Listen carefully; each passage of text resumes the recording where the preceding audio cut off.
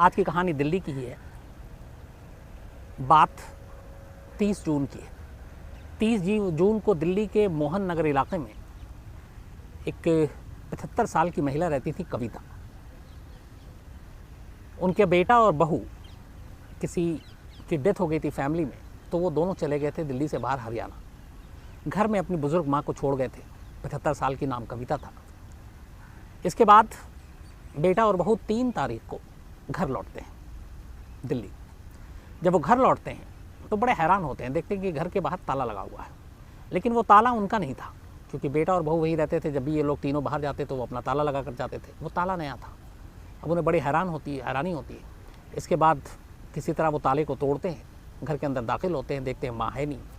पड़ोसियों से पूछते हैं, इधर उधर पूछते हैं, कहीं माँ का सुराग नहीं मिलता। परेशान होकर बेटा जाकर पुलिस स्टेशन में रिपोर्ट लिखा देता है गुमशुदगी की।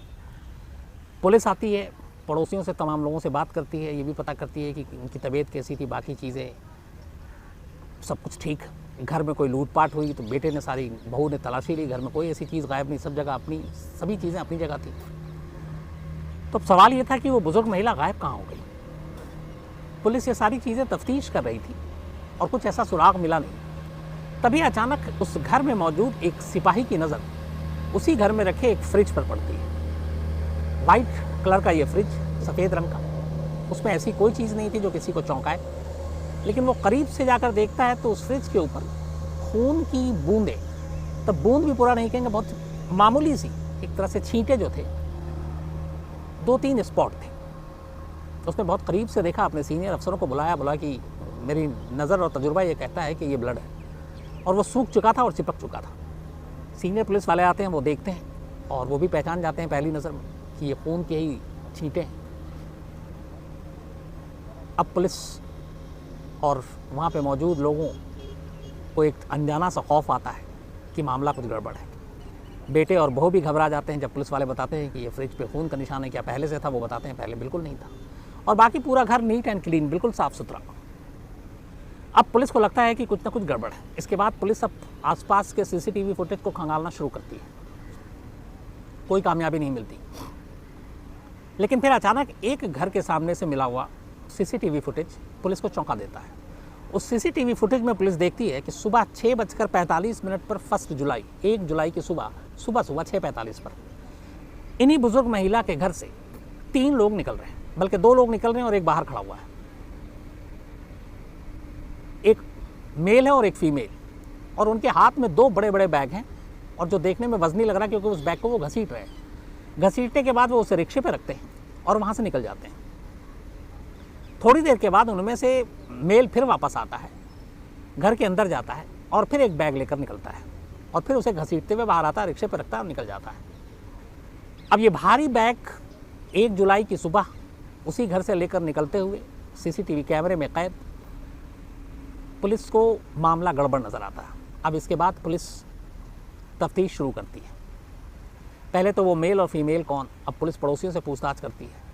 इसी पूछताछ के दौरान पुलिस को पता चलता है कि 1 तारीख से ही उसी मोहल्ले में रहने वाला एक पति पत्नी अनिल मौर्य और उसकी पत्नी कामनी, ये दोनों गायब हैं। अब पुलिस को लगता है कि ये कैसा इत्तेफाक है, 1 तारीख की सुबह ही ये सीसीटीवी फुटेज में बैग लेकर जाते हुए एक महिला और पुरुष हैं, और एक महिला और पुरुष उसी मोहल्ले में रहने वाले, और दोनों गायब हैं। पुलिस को कुछ दाल में काला नज़र आता है। इस दौरान में पुलिस लगातार लोगों से पूछताछ कर रही थी, तभी एक ऑटो वाला मिलता है। वो ऑटो वाला बताता है कि 1 तारीख की सुबह 6:45 पर उसके पास फ़ोन आया था अनिल मौर्य नाम के एक शख्स का। वो पहले से जानता है क्योंकि पहले भी कई बार उनका काम कर चुका है, और उन्होंने कहा कि कुछ चिकन है, उसको लेकर जाना है, तो तुम ऑटो लेकर आ जाओ। अनिल मौर्य दरअसल में एक इवेंट मैनेजमेंट का काम करता था, शादियाँ, पार्टियाँ, तो ये खाने पीने की चीज़ें कई बार वो अपने घर पे मंगाता था और फिर ले जाता था, चाहे सब्जियाँ या चिकन। तो ऑटो वाले ने कहा ठीक है, और उस बैग में वो ऑटो वाले के अंदर वो ले जाकर रखता है वो बैग, और बताता है कि इसमें चिकन है। इसके बाद ऑटो को वो ले जाता है और नजफगढ़ के पास एक सुनसान जगह पे ऑटो से उतर जाता है, बैग उतार लेता है और कहता है कि हमें यहाँ से हमारी गाड़ी आ रही है जो अपनी इवेंट की है, कंपनी की, और यहाँ से हम आगे जाएंगे, तुम जाओ। तो उसको पैसा दे देता है और वो चला जाता है। ये ऑटो वालों का बयान था। अब पुलिस को डाउट होता है। अब पुलिस उन दोनों को ढूंढती है, अनिल और कामनी, पति पत्नी को। पता चलता है कि इनका लोकेशन उत्तराखंड में रानीखेत में है। दिल्ली पुलिस की एक टीम फ़ौरन रानीखेत रवाना हो जाती है।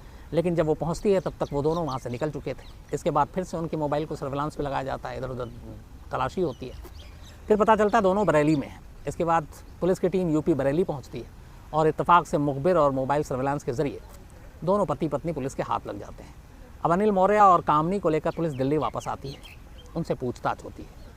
दोनों शुरुआत में मना कर देते हैं कि हम तो काम था और इसलिए गए थे। पुलिस पूछती है कि 1 तारीख की ये CCTV फुटेज और 1 को ही आप गायब, तो सारे अपने तर्क दे रहा था। लेकिन फिर पुलिस ने CCTV फुटेज दिखाया और बताया कि आप ही दोनों हो और हमारे पास सारे सबूत हैं। इसके बाद पत्नी टूट जाती है पहले और वो कहती है मैंने इनसे मना किया था कि मत मारो, लेकिन इन्होंने मेरी नहीं सुनी। पत्नी के कबूलनामे के साथ ही फिर पति के पास कोई चारा नहीं था, फिर वो भी ज़ुबान खोलता है और पूरी कहानी सुनाता है। कहानी ये थी कि अनिल मौर्य एक इवेंट मैनेजमेंट में काम करता था। लॉकडाउन की वजह से बहुत सारे लोगों के रोज़गार पे असर पड़ा, उस पर भी पड़ा। उसने कुछ लोगों से उधार लेकर अपनी जो उसका धंधा था इवेंट मैनेजमेंट का, उसको चलाने की कोशिश की और इसी उधार के चक्कर में 1.5 लाख रुपए उसने इन बुज़ुर्ग महिला से यानी कि कविता जी से 1.5 लाख रुपए लिए और उससे कहा था उनसे कि एक तय वक्त के अंदर वो लौटा देगा। लेकिन वो तय वक्त बीत गया, पैसे लौटाए नहीं। इधर ये बुज़ुर्ग महिला लगातार उससे तकाजा कर रही थी पैसे की, वो दे नहीं रहा था। हर दूसरे तीसरे दिन बात होती। अनिल मौर्य इसको लेके बड़ा एक तरह से गुस्से में आ गया कि डेली वो तकाजा कर रही हैं और उसके पास पैसे नहीं कि वो लौटाए। इसी दौरान में उसे पता चला कि 30 जुलाई को कविता के बेटा और बहू दोनों एक फैमिली में डेथ हो गई, हरियाणा जा रहे हैं। तो ये घर पहुंचा और पति पत्नी दोनों गए। उसने जाके फिर कविता ने उससे तकाजा किया कि मेरे पैसे लौटा दो। कुछ उन्होंने ऐसी बात की, इसे गुस्सा आ गया। गुस्सा आया तो इसने कविता को धक्का दे दिया। धक्का दिया तो वो गिर गई। अब यहाँ पे गिरी तो उनको चोट लगी सर पे। अब कायदे से हॉस्पिटल ले जाता या बाकी चीज़ें करता, लेकिन फिर गुस्सा इतना था कि उसने उस गिरी हुई बुजुर्ग महिला जो फर्श पे गिर गई थी उनका गला दबाना शुरू कर दिया।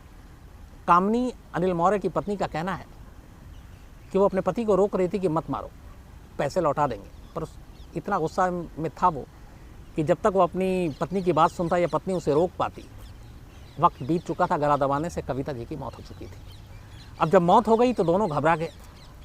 अब यहाँ पे पुलिस के जो बयान दिए दोनों में, उसके मुताबिक कि अब करें क्या करें। अच्छा, उन्हें ये भी पता है घर में कोई है नहीं, तो उन्होंने घर के दरवाजे बंद किए, घर के अंदर तलाशी ली तो उन्हें बैग मिला। बैग देखते हुए उन्हें दिमाग में ख्याल आया, क्योंकि कई बार उन्होंने फिल्मों में, सीरियल में, अखबारों में पढ़ा था, देखा था लाश कैसे ठिकाने लगाते हैं। फिर वो रसोई में गए, किचन में, वहाँ से उन्होंने चाकू उठाया। इसके बाद लाश के टुकड़े किए और टुकड़ों को 3 अलग अलग बैगों में डाला। पूरे फर्श को, वॉशरूम को, बाथरूम को, सबको धोया, साफ़ किया। इसी दौरान में ये सारा काम करते हुए उन्हें प्यास लगी, फ्रिज से निकाल कर पानी पिया, क्योंकि गर्मी का वक्त है।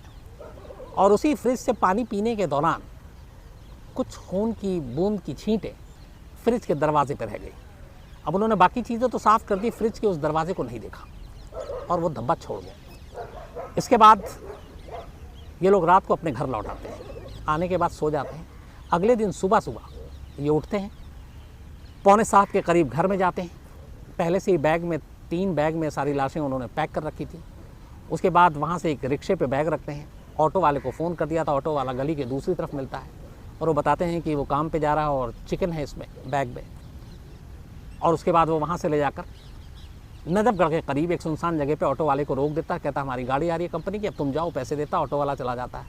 लेकिन ये उसके जाते ही जिस जगह रुके थे वहाँ सन्नाटा था और पीछे नाला, तीनों बैग को नाले में फेंक देते हैं और फिर वहाँ से घर आते हैं। घर आने के बाद अपना सामान पैक करते हैं और 1 जुलाई को ही दोनों मियाँ बीवी दिल्ली छोड़कर उत्तराखंड पहुँच जाते हैं।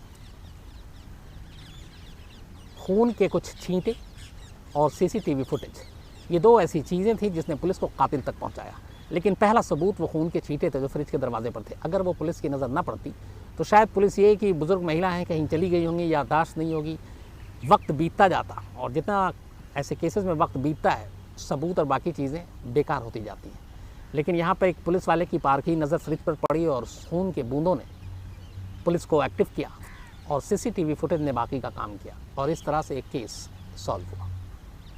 तो आज की कहानी में इतना ही, लेकिन कहानी ख़त्म करूं उससे पहले मैं पूरी क्राइम तक फैमिली से, हमारे साथी, हमारे दोस्त रवि शर्मा, उनकी आत्मा की शांति के लिए ज़रूर दुआएं कीजिएगा आप लोग अपने अपने तरीके से।